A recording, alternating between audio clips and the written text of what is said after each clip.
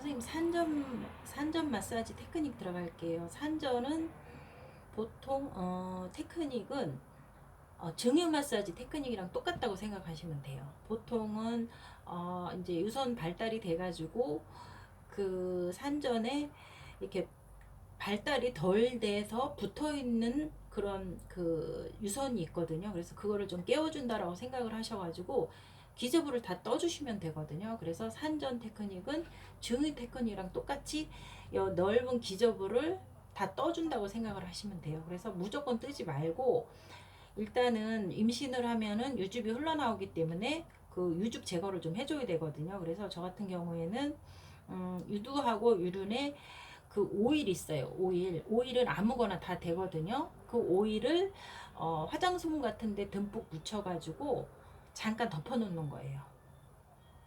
덮어놓고 나서 그 테크닉을 하는데, 그 테크닉은 그냥 이렇게 시계 방향으로 가슴을 다 떠서 돌려주면 돼요.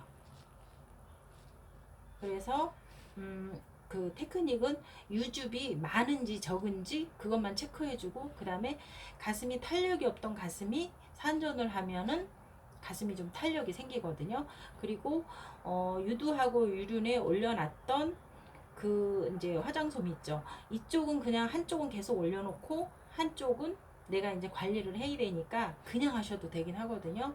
근데 이제 저 같은 경우에는 그냥 하는데 이 그 유두 상태를 보고 유두 끝에 그 유즙이 흘러나와가지고 피지가 하얗게 끼어 있단 말이에요. 그래서 피지를 갖다 제거를 해주면 되거든요. 그래서 그거를 갖다가 제거를 해주고 나서 똑같이 이렇게 떠주면서 그 중열 마사지 테크닉이랑 똑같이 이렇게 자꾸 떠주면 돼요. 그리고 만약에 가슴이 그 기저부가 많이 붙어 있다 그러면 이렇게 좀 밀어줘도 되고 떠와도 되고,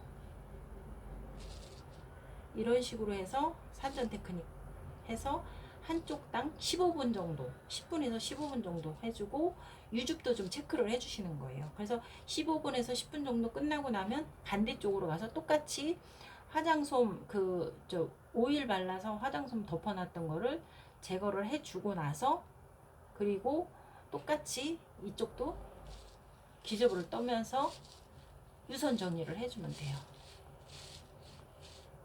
이런 식으로. 그리고 유두 끝에 피지가 많이 껴있다 싶으면은 그때는 바로 그 화장솜으로, 부드러운 화장솜으로 피지를 제거를 해주면 됩니다. 요게 이제 산전이에요. 여기까지가 산전이고, 그 다음에 전량 줄이기, 그 테크닉은 단유 마사지 테크닉하고 똑같다고 보시면 돼요. 보통 전량 줄이기는 한쪽을 산모님들이 2번씩 먹여야 되거든요.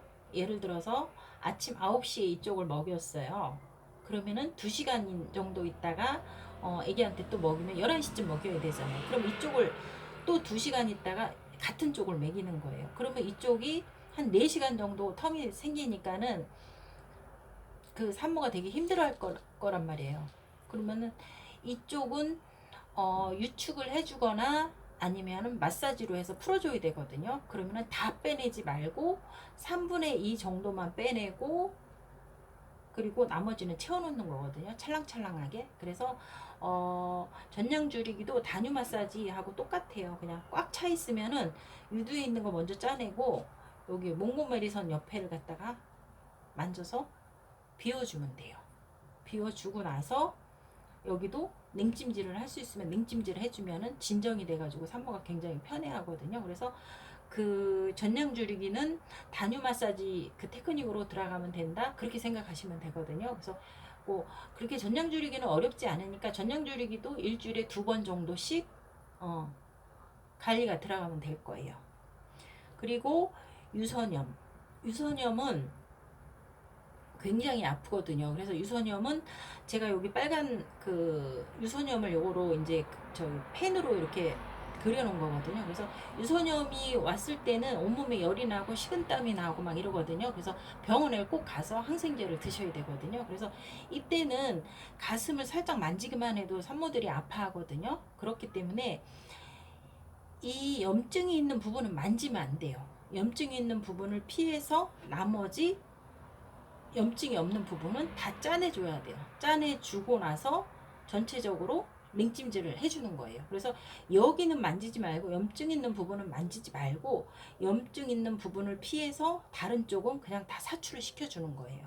그리고 나서 여기도 마찬가지로 냉찜질을 해서 병원에 안 갔다 왔으면 병원 갔다 오라고 시키고 그렇게 해서 끝내면 돼요. 그래서 여기도 몽고메리손 옆에를 갖다가 계속 눌러가지고 그 저기 나머지 부분을 차 있는 부분을 짜내주면 되거든요. 그렇기 때문에 요거를 짜내줄 때 여기는 만지면 안 돼요. 염증 있는 부분을 잘못 만지면 이 염증이 더 퍼지거든요. 그래서 퍼지지 않게 염증 있는 부분을 피해서 기저부 있는 부분을 잡고 빼내주는 게 중요해요. 왜냐하면 이 가슴이 너무 아프기 때문에 산모들이 애기한테 이쪽도 수유를 못 한단 말이에요. 그러면 이쪽만 하기 때문에 나중에 이걸 그냥 놔두면 이 염증이 뭐 고름이나 농으로 될 가능성이 있거든요. 농으로 되면 이걸 째야 되기 때문에 그렇게까지 크게 되면 안 되기 때문에 빨리 병원을 보내는 게 유선염은 가장 중요해요. 그래서 유선염은 염증 있는 부분은 만지지 말고 나머지 부분은 손으로 가슴을 잡고 살짝 잡고 짜내주고 나머지 부분은 다 싹 다 비워준다라고 생각하고 짜내시면 되는 거예요. 여기까지가 유선염. 그 다음에 유구염은 말 그대로 모유 나오는 입구에 하얗게 좁쌀알처럼 하얗게 염증이 생기는 거거든요. 그래서 이거는 뭐 특이하게 뭐 이렇게 그 테크닉이 따로 없어요. 선생님 따로 없고 그냥 이 염증 있는데 여기를 유두에 있는 젖을 일단 짜내줘야 돼요. 짜내주고 나서 여기 하얀 게 그 염증 그 부분이 좁쌀알처럼 이렇게 약간 여드름 짜내는 것처럼 이렇게 여드름처럼 이렇게 하얗게 나와 있거든요. 이 부분을 갖다가 손으로 꾹 눌러서 그냥 짜내세요. 근데 이거는 굉장히 아파요. 근데 아파도 이렇게 해야 돼. 이렇게 짜내고 나야지만이 모유가 잘 나오면서 가슴도 시원하고 그렇거든요. 그래서 속에 고여 있는 거를 다 비워줘야 돼요. 그래서 이것도 특이한 그 저기 뭐야 테크닉이 없어요. 그냥 고여 있는 거 몽고메리선 옆에 자극해가지고 아기가 빨듯이 자극해서 그냥 기저부 딱 누르고 나서 계속 짜내주면 되는 거예요. 이것도. 그래서 유구염은 이건 뭐 도구를 써도 되고 안 써도 되는데 도구를 저는 거의 안 써요. 손으로 그냥 다 짜내기 때문에 도구를 거의 안 쓴다고 생각하시면 돼요. 그리고 유두백반이 문제예요. 유두백반. 유두백반은 유구염하고 비슷한데 유구염은 좀 작고 유두백반은 좀 크게 나타나거든요. 그래서 저 같은 경우에는 유두백반은 니드를 쓰거든요. 니드를 쓰는데 뭐 니드를 중국에서 어떻게 쓰는지 모르겠지만 어떻게 해야 되는지 모르겠지만 여기서는 니드를 써요. 그래서 니드를 갖다가 유두백반이 이 부분이라고 이렇게 제가 까맣게 그려놓은 부분 보통 이만하게 나타나거든요. 이만하게 나타나거나 이거보다 좀 더 크거나 아니면 좀 작거나 이럴 수 있거든요. 이럴 때 여기가 막혀요. 젖 나오는 구멍이 막히면 이 한쪽 부분이 이 연결된 유관 이쪽 부분이 이렇게 해서 크게 단단하게 막힐 수가 있거든요. 그래서 이 젖을 빼줘야 되기 때문에 유두백반 같은 경우에는 여기 먼저 구멍을 뚫어야 돼요. 구멍을 뽕 뚫어서 고여있는 젖을 다 짜내는 거예요.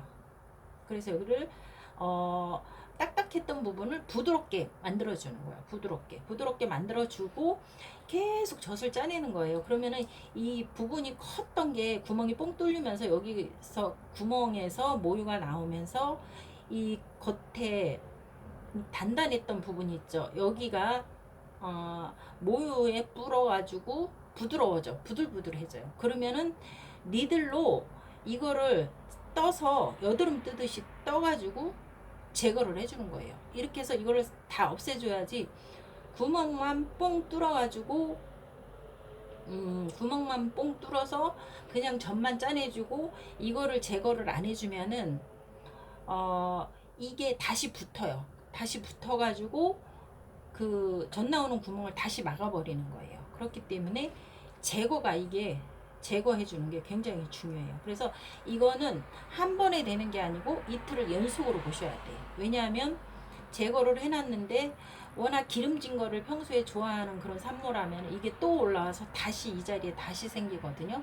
그렇기 때문에 만약에 오늘 했다면 내일 다시 한번 체크를 해서 고인점, 왜냐하면 기름기를 좋아했던 그런 산모기 때문에 젖이 끈적끈적한 게, 걸쭉하고 끈적끈적한 게 계속 올라와서 다시 또 그럴 수 있고, 아니면 젖이 끈적끈적한 게 이 유관이나 유선에 남아 있을 수가 있거든요. 그러면 하루가 아니고 2, 3일 지나서 다시 또 그런 상황이 올 수 있기 때문에, 될 수 있으면 이것도 다 짜내주고, 그 다음에 기름기나 단 거 이런 거를 좀 피하라고 말을 해주고, 이것도 큰 테크닉은 없어요. 테크닉은 없고 그냥 고여있는 젖을 다 짜내주면 되는 거예요. 이거는 뭐 기저부 여기 박리를 해도 돼요. 박리를 해서 쭉 해가지고 그냥 다 짜내주면 되거든요. 이런 식으로. 이것도 손가락이 아니고 손바닥으로 해서 다 짜내주시면 돼요. 그리고 여기가 따끔따끔하고 약간 피가 날 수 있거든요. 이럴 때는 이제 뭐 비판텐이나 연고, 라놀 크림 같은 거, 아니면은 뭐 그 피부 연고 뭐 아무거나 바르면 되거든요. 그리고 애기 먹일 때는 흐르는 물에 씻어서 닦고 먹이면 되니까 그렇게 하시면 돼요. 그리고 선생님 수유 자세 같은 경우에는 그 사진을 보고, 수유 자세는 사진을 보고 설명을 드려야 돼요. 그 수유 자세는 한국에서는 수유 쿠션을 좀 많이 쓰는 편인데 중국에서는 어떤지 모르겠어요. 그래서 그때 교육을 할 때 수유 쿠션을 대고 나서 아기를 거기다 눕히거나 아니면 옆으로 눕히거나 해서 그 자세를 보여드려야 될 것 같아요. 아니면 아기가 안 되니까 인형이나 뭐 이런 걸로 해도 되고, 아니면 인형이나 뭐 이런 게 안 되면 쿠션이나 뭐 이런 걸로 해도 되거든요. 그렇기 때문에 그걸로 하고, 그리고 그 사진에 있는 그 사진을 보고 설명드리면 되니까, 수유 자세는 크게 뭐 테크닉이라든지 이런 게 없어요. 그거는 교육하면서 제가 자세하게 세세하게 설명을 드릴게요. 여기까지요.